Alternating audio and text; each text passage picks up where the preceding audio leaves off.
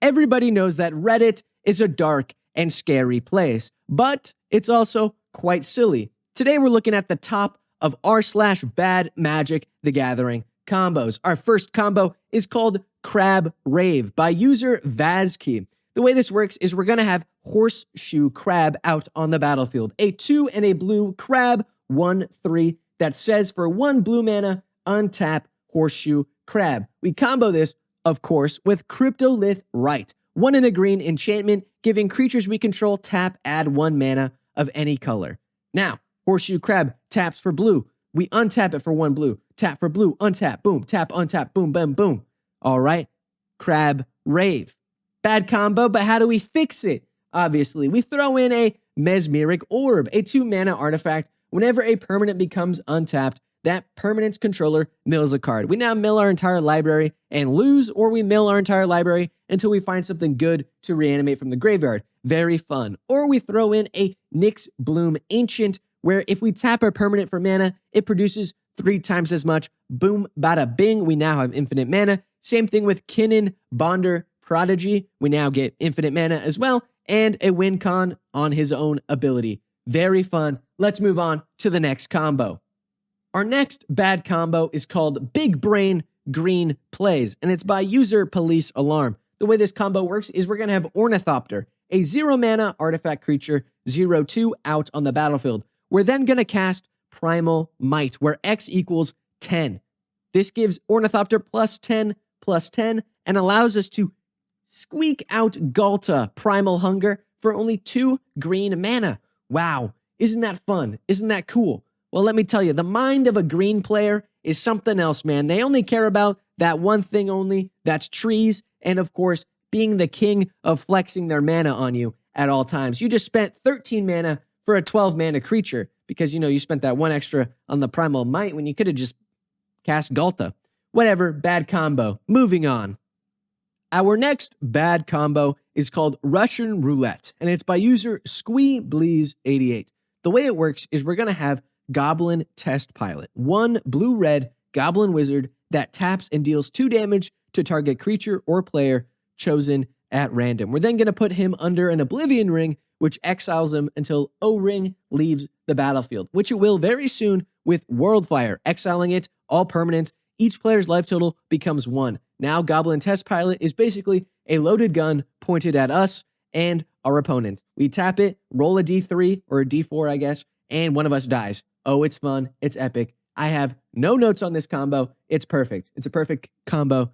No notes. Oh, it's perfect. Mwah. Chef's kiss. Moving on. Our next combo is called Lethal with Extra Steps by Jacob's Reddit username. The way this combo is set up is that we have an Enduring Angel, which is 2 and 3 white, which says if your life total would be reduced to 0 or less, instead transform Enduring Angel and your life total becomes 3. Then if Enduring Angel didn't transform this way, you lose the game. We give a little harmless offering to our opponents of this Enduring Angel. We then simply, very easy, just do lethal damage to them. But wait, we have Bound by Moonsilver, meaning that Enduring Angel can't attack, block, or transform. Now that we've done lethal damage, Enduring Angel will trigger, try and heal them, and it will fail to transform, making them lose the game. That's right, it's basically just beating a dead horse. They're already dead, but we made them extra double dead because they lost the game and died. It's just brutal. It's brutal.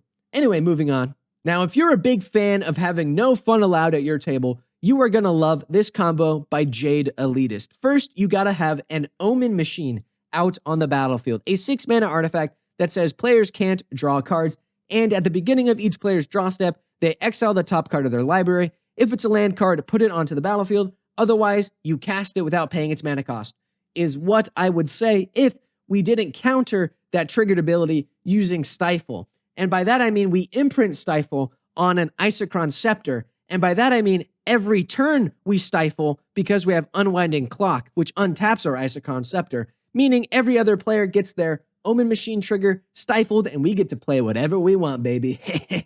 Very fun. You're a monster. Seriously, don't play this. My God, don't play this.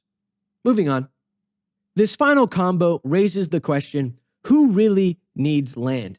And this is submitted by user Pimping Piggin. The way it works is we're going to have a Mere Land Shaper.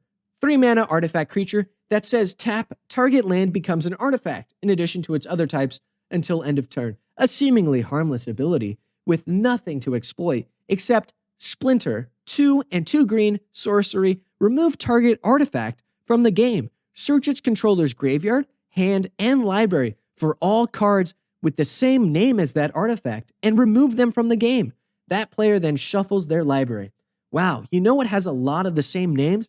Basic lands. That's right. If your opponents are playing a monocolored deck, hit them with this bad combo and make them feel real bad. Of course, don't forget the classic phrase, do this once, shame on you.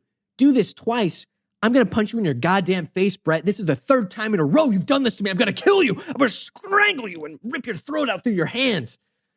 Anyway, if you have your own bad combos, feel free to submit them in the Discord linked below. I would love to go over them in another video.